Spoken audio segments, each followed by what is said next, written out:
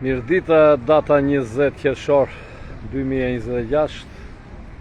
Jam këtu në Romë, në Piazza Vittorio. Flasim përsëri për situatën në të cilën jemi futur, një situatë shumë e paqartë, një situatë kaotike, e cila tenton gjithmonë më tepër të futi vendin në një drejtim të errët, në një drejtim do ofta dhe shumë më të errët se sa ajo errësirë që është krijuar që jetojmë tani. Shumë njerëz thonë se duhet goditur indiferenca dhe duhet përkrahur revolta, duhet përkrahur dalja në shesh. Neve i shajmë njerëzit, i kritikojmë se nuk dalin, se e kanë mendjen vend dhe gjërat e tyre personale, tek egoizmi i tyre, tek interesi ngushtë, dhe nuk bashkohen, nuk dalin në shesh për të kërkuar të drejtën e tyre që u shtypet të ngrejmë gjithmonë. Edhe në momentin që këta njerëz dalin, ne pas e themi nuk jemi dakord me këto protesta, duket kontradiktore.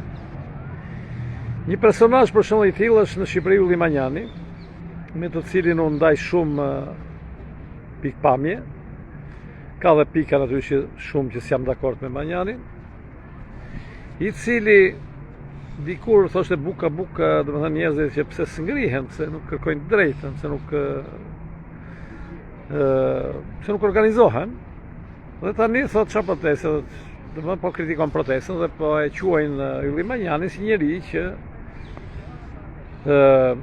është i pakënaqur sido që tjetë. Në këtë pikë natyrisht më i pakënaqur se Ylli Manjani jam unë. Jam unë sepse ditën e parë dhe dytë patëm një lloj gëzimi, shqyr që po organizohet diçka, por me shpresën që në këtë shesh të ishin ata që duhet të ishin të parët dhe pastaj të mbështesin të tjerët. Pra kjo ishte një shpresë, edhe pse unë e dija që kjo u nis nga ambientalistët dhe ishin njerëz të infiltruar si Sazanguri dhe Altin Goxhaj, që pavarësisht se paraqiten si protestues, por janë protestues tip radikal shik quhen, domethënë që janë lidhur me interesa të tjera. Por sido që tjetë shpresoja se duke u grumbulluar njerëz të cilët vërtet duan të zgjidhet kjo situatë krize, situata mund të fitohet në shesh. 2 ditë e para ata i lanë një lloj lirie protestës, ku ja jepnin fjalën edhe njerëzve, ndofta jo si punë ime, po njerëzve që dinin të flisnin, që ndofta s'kishin eksperiencën që kam unë, por sido që tjetë mund të flisnin. Nuk jam kurios natyrisht, po të isha unë Tirana do më jepnin fjalën, por me shumë probabilitet them që jo, as ditën e parë dhe dytë.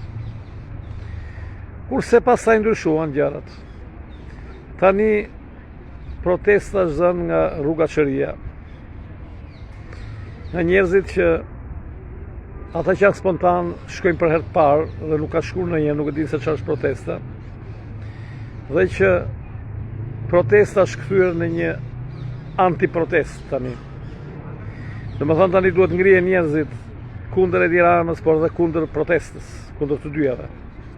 Domethënë u shtu dhe një pengesë tjetër njerëzve, që është kjo që ata quajnë protestë. Madje e quajnë revolucion, por ne e dim që atë shumë herë quajnë revolucion edhe kundër revolucionet. Pra, sepse pjesa e sistemit, pjesa që ka dominimin, është normale, nuk rri indiferente, përkundrazi ajo është shumë aktive, se sa pjesa e shtypur nuk është as pak aktive.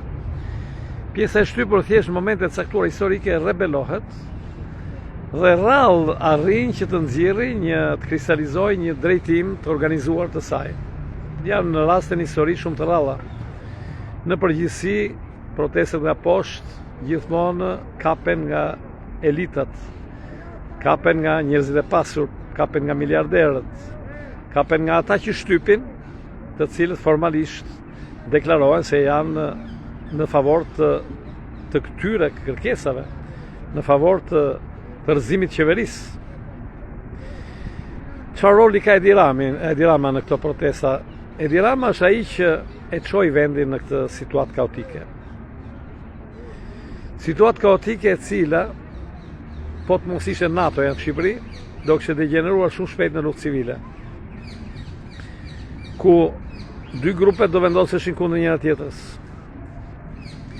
Cilit janë dy grupet që po ndeshen sot? Dhe pse po ndeshen? Po ndeshen vërtet se prishet ambienti, se shqiptarët nuk kanë thënë bukë? Jo, nuk ndeshen për këtë. Ndeshen sepse sistemi neoliberal i Edi Ramës, përpara Sali Berishës e tjerëve, ka rritur në një pikë që nuk ecën dot më përpara. Pra shfrytëzuesit kanë nevojë për të shfrytëzuarit, por kur ky shfrytëzim nuk garantohet më, nuk funksionon më, pra jo se shfrytëzuesit i vinë keq për të shfrytëzuarit, por kur shfrytëzuesi nuk e arrin dot më, s'ka më mjetet e nevojshme për të realizuar shfrytëzimin,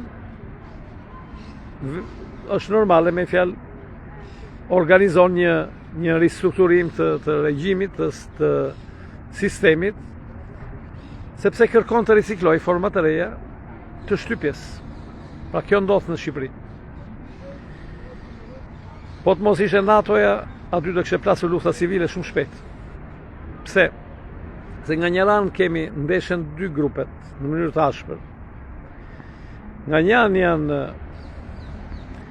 elitat shqiptare të lidhura me globalizmin, por me globalizmin në Shqipëri është i lidhur dhe Aldin Qori, është i lidhur dhe Alfred Sakoja, edhe Kastriot Shqipi, edhe Arjan si ka i Kalaja, Urlon Kalaja, edhe Sali Berisha dhe Edi Rama dhe gjithë.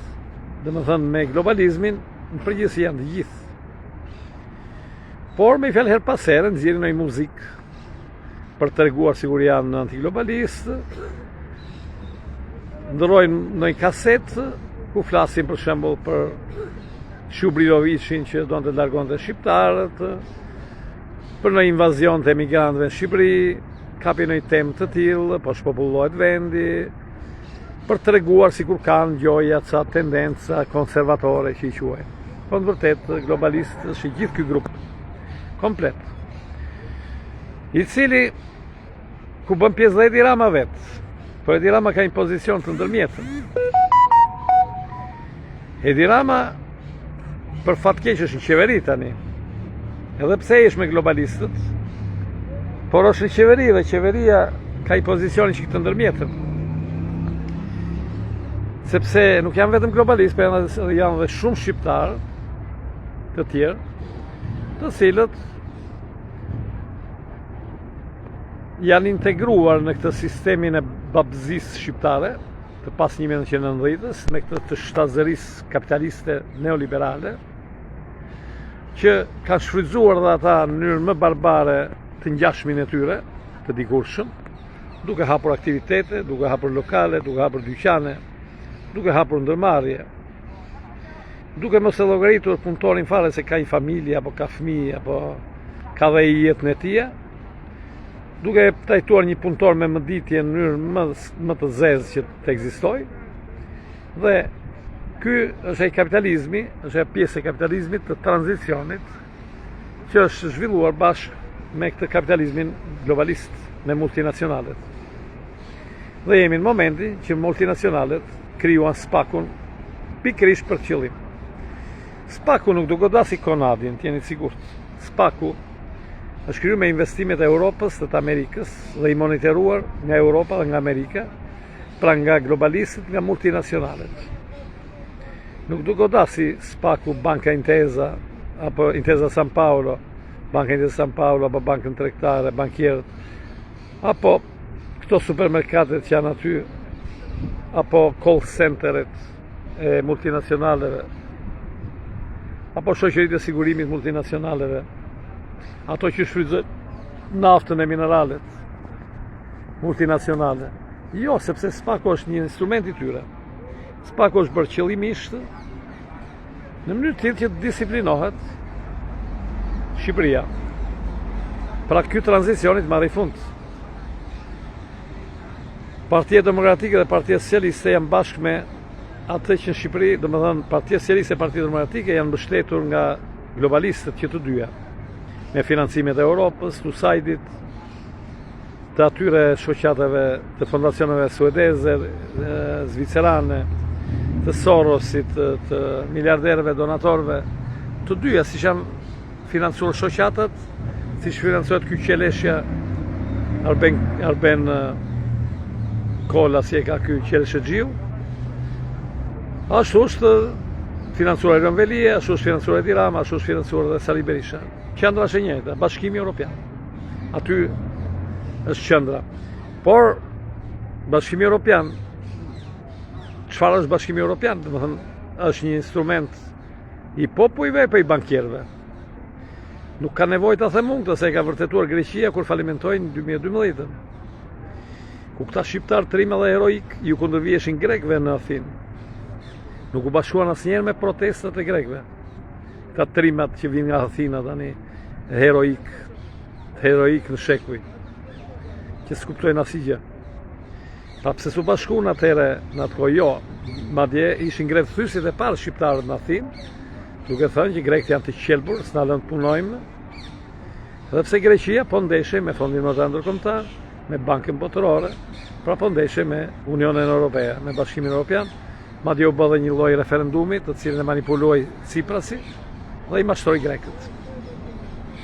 Pra ky Bashkimi Evropian është një bashkim i ngjashëm me nazizmin, me fashizmin, nuk është bashkim i popujve, është bashkim i elitave. Janë njerëz të cilët nuk janë të zgjedhur as me vot, por janë të emëruar nga komisione teknike. Ndërsa Parlamenti Evropian, që është një i zgjedhur, ka çelësat e kashtës. Parlamenti Evropian nuk ka absolutisht asnjë lloj kompetence, nuk janë si parlamentet e shteteve. Është një parlament vetëm për të llapur, për të bërë llapaqenin atje, që kur i duhet për të vendosur Edi Ramën, do dalin një 5-6 deputetë do flasin në favor të Edi Ramës. Tani që i duhet të arzojmë Edi Ramën, do dalin një 5-6 llapaqen deputetë do flasin kundër Edi Ramës. Ky është Parlamenti i Evropës. Parlamenti i Evropës nuk ka drejt bëj ligje. Është i detyruar të ngrejë vetëm dorën, ndryshe nuk shkon. Do aprovosh vetëm ato që thot Këshilli i Europës. Ka dy lloj këshillash, por ky këshilli që është i lidhur me Bashkimin Evropian, se ekziston dhe një Konsilje i Europës tjetër. Pra Këshilli i Europës është qeveria e Europës.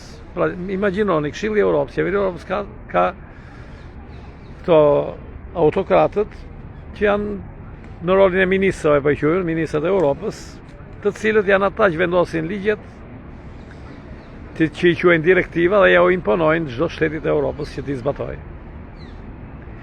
Këta nuk janë zgjedhur prej popullit, nuk janë zgjedhur përmjet një vote të njerëzve, as pak. Kam bërë një rregull të tillë që këta të emërohen nga sipër, edhe gjoja që kjo Europa është demokratike, zgjedhin një parlament me ca kukulla, të cilë kanë drejt të ngrejnë dorën si një lloj si në Shqipëri. Asgjë më tepër, të thonë një dy llafe aty kur t'ju japin lej.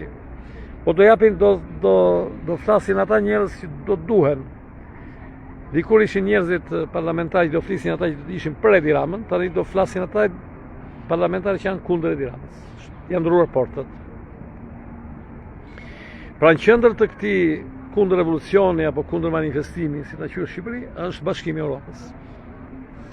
Bashkimi i Evropës i cili, apo Bashkimi Evropian si e quhen shqiptarët, i cili është ai pikërisht që mbas 2000-s e shkatërroi plotësisht Europën, atë Shqipërinë.